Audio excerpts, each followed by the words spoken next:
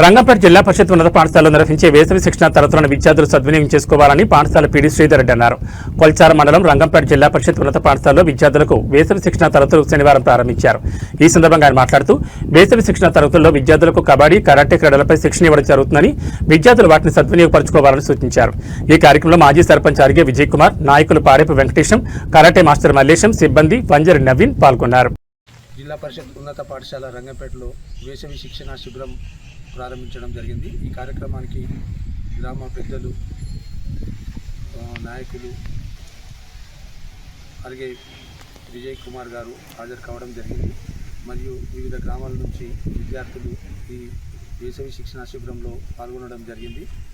ఈ వేసవి శిక్షణ శిబిరంలో భాగంగా కబడ్డీ మరియు కరాటే అంశాలలో పిల్లలకు శిక్షణ ఇవ్వడం జరుగుతుంది.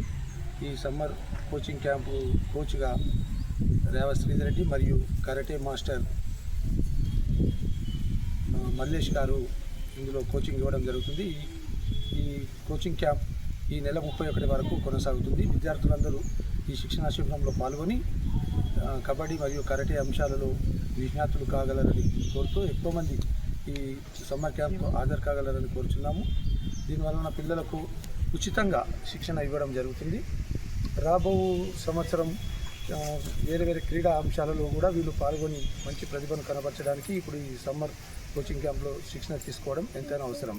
దీనికి పేరెంట్స్ కూడా పిల్లలను ఈ కోచింగ్ క్యాంపు ఉదయం పూట 7 గంటల నుంచి రోజు కోచింగ్ స్టార్ట్ అవుతుంది కాబట్టి పేరెంట్స్ అందరూ కూడా వాళ్ళ పిల్లలను ఈ కోచింగ్ క్యాంప్ పంపినట్టయితే వారికి ఈ శిక్షణ ద్వారా మంచి ప్రావీణ్యం పొందుతారని భావిస్తూ అందరిని పంపగలని కోరుచున్నాం.